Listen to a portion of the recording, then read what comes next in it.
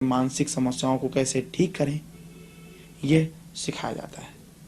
और ये आराम से सीखा भी जा सकता है। ऐसी कोई बात नहीं कि बहुत ही बड़ी बात हो, ऐसी कोई बात नहीं। सीखने के बाद ऐसा लगता है कि ये तो बहुत सिंपल है, लेकिन एक एडवेंचर से भरा हुआ है। जैसे कि अभी मैं आपको बताऊंगा कि डर, फोबिया जिसको कहते हैं, यह एक ऐसा है कि अगर किसी व्यक्ति को फोबिया है, अगर वो हमारे पास आ जाए, हम उसको ट्रीटमेंट देते हैं, तो सबसे पहले तो ऐसा होता है कि हमें उसको हिप्नोटाइज करना पड़ेगा। हिप्नोटाइज करने के बाद उसके बैकग्राउंड में जाना पड़ेगा। बैकग्राउंड में एक एक साल को विश्लेषण करते चले जाते हैं कि जैसे उस व्यक्ति की उम्र 20 साल है, तो हमें कहना पड़ता है कि जब आप 19 साल के थे तो आपकी लाइफ में क्या क्या हुआ, जब आप 18 साल के थे तो आपकी लाइफ में क्या क्या हुआ। इस तरह से एक एक साल हम जब उनके पीछे चले जाते हैं तो उस बीमारी से संबंधित कोई ना कोई बात हमें मालूम पड़ जाती है। तो वो जो समस्या उसके अंतर्मन पे है, जो विजन है, जो इमेज है, जो दृश्य है उसके अंतर्मन में, उस चीज को वाश किया जाता है, यानी साफ कर दिया, उसके अंतर्मन से निकाल दिया जाता है। और कुछ ही क्षण में वो व्यक्ति पूरी तरह से ठीक हो जाता है।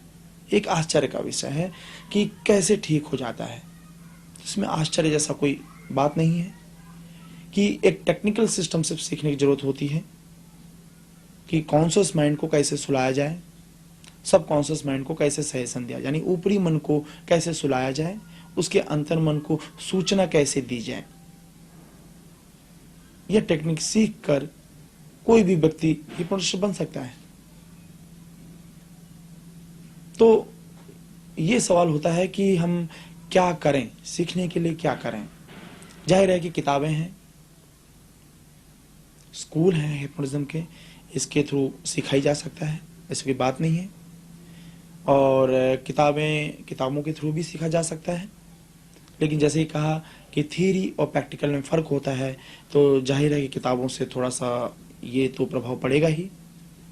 इसके बावजूद हिप्नोटिज्म में ऐसा नहीं कि जैसे किताबों के थ्रू आप पढ़ रहे हो या कुछ प्रैक्टिस कर रहे हो या हिप्नोटिज्म में आप नए हो तो ऐसी कोई समस्या आ जाए कि सामने वाले को नुकसान हो जाए, ऐसा भी नहीं होता। हजारों सालों का हिप्नोटिज्म का इतिहास है। आज तक कभी भी कोई भी ऐसी घटना घटित नहीं हुई कि जिससे सामने वाले को नुकसान हो। कुछ लोग हमसे ऐसे कहते हैं कि अगर सामने वाला हिप्नोटाइज हो जाए और वो जागे नहीं तो हम क्या करें। तो ये तो अच्छी बात है, ये तो आपकी खुशनसीबी है कि आप नहीं जागते। आप जितने ही डीप ट्रांस में जाओगे उतनी ही ज़्यादा से ज़्यादा आपकी मानसिक समस्या ठीक की जा सकती है और उतने ही आप गहरे ध्यान में चले जाओगे। आज गहरे ध्यान में जाना लोगों के लिए नसीब की बात हो गई है। लोग सोचते हैं लेकिन जा नहीं सकते, बिल्कुल नहीं जा सकते। क्योंकि जितना ही हम भौतिक युग में, इलेक्ट्रॉनिक युग में, जिसको हम कहते हैं कि बटन दबाते ही दुनिया सामने टेबल पर आ जाती है, ऐसे युग में हमने प्रवेश कर लिया है। लेकिन मानसिक रूप से हम काफी पिछड़ गए हैं, बहुत ही पिछड़ गए हैं। आज जहां भी आप जाइए, जो देश जितने ही ज्यादा विकसित हैं, जो देश जितने ही ज्यादा एडवांस हैं, अमेरिका जैसे देश, यहाँ पर आप देखोगे कि मेडिटेशन, ध्यान, धारणा, प्राणायाम, योगा के क्लासेस दिनों दिन बढ़ते ही जा रहे हैं, योगा के इंस्टीट्यूट दिनों दिन बढ़ते ही जा रहे हैं तथा इन पर रिसर्च भी किया जा रहा है। क्योंकि उन्होंने जान लिया कि जो सच्चा सुख है इस योगा, धारणा, प्राणायाम, हठ योगा में ही है। तो योग और धारणा, प्राणायाम, हठ योगा, इससे उच्च टेक्निक कही जाती है हिप्नोटिज्म। क्योंकि हिप्नोटिज्म सीखने वाले व्यक्ति को इन चीजें करनी पड़ती हैं, इन चीजों की प्रैक्टिस करनी ही पड़ती है। और एक हिप्नोटिस्ट या हिप्नोटिज्म का विद्यार्थी मानसिक रूप से पूरी तरह से प्रबल होना चाहिए। उसका खुद अपने माइंड पे, उसके मन पे कंट्रोल होना चाहिए, तो वो अपने भविष्य में बहुत ही आगे सक्सेस हो सकता है। तो हिप्नोटिज्म सीखने के लिए हम क्या करें? जैसा अभी मैंने बताया कि किताबों के थ्रू भी सीखा जा सकता है, या खुद आप गुरु के पास जाकर सीखें, या फिर कैसेट के माध्यम से भी सीखा जा सकता है। तो सम्मोहन सीखने के लिए, जैसे मैंने बताया कि ये जादू नहीं है, एक शास्त्र है, एक साइंस है जिसको मनोविज्ञान कहते हैं। सम्मोहन सीखने के लिए 3 चीजों की जरूरत पड़ती है। एक तो प्राणायाम की प्रैक्टिस, जिससे आपके मन पर कंट्रोल आता है। दूसरा ओम की प्रैक्टिस, इससे आपके साउंड सिस्टम में, आपके आवाज में एक इफेक्ट आता है, एक प्रभाव आता है, आपकी वाणी में एक इफेक्ट आता है। और त्राटक, इससे आपकी आंखें अच्छी होती हैं और आपकी एकाग्रता बढ़ती है। एकाग्र मन से जब कोई भी काम आप करते हो, तो दुनिया का कोई भी काम ऐसा नहीं है जिसमें आप सक्सेस नहीं हो सकते। तो जाहिर है किसी भी काम में सक्सेस होने के लिए मन का एकाग्र होना बहुत ही जरूरी है।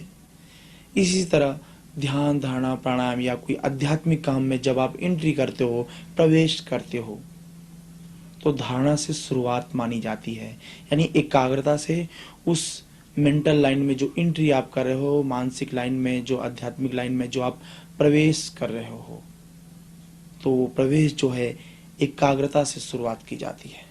सबसे पहले आपको अपने मन को एकाग्र किया जाता है। तो त्राटक में जहां मन को एकाग्र किया जाता है, वहीं आपकी आंखें भी अच्छी होती हैं। तो इन तीनों चीजों का इस्तेमाल किया जाता है। पहली बात तो प्राणायाम के द्वारा अपने माइंड को कंट्रोल, मन रिलैक्स।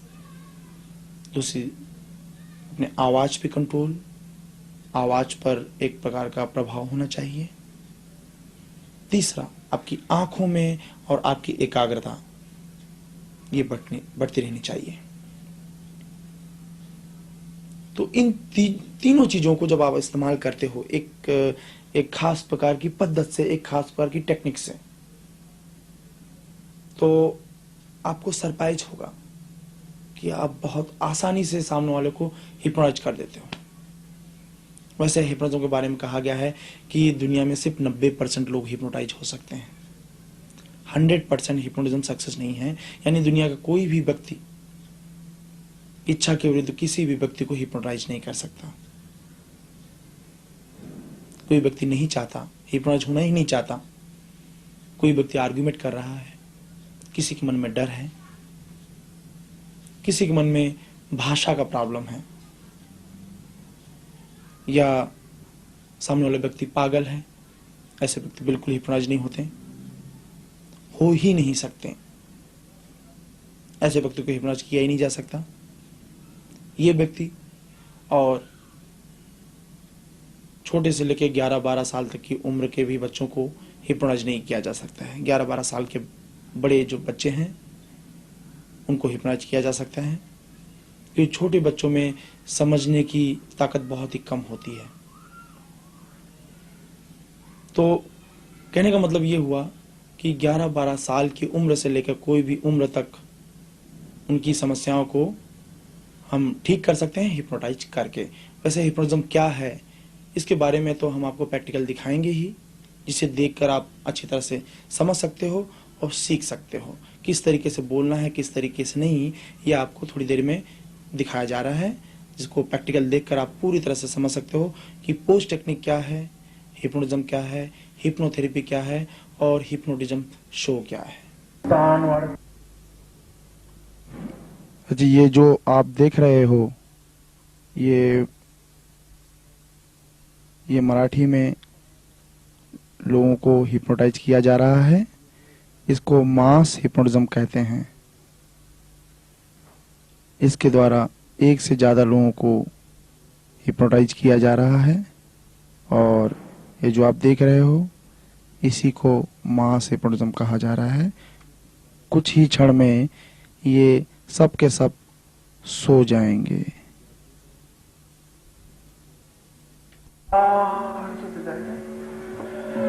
शांति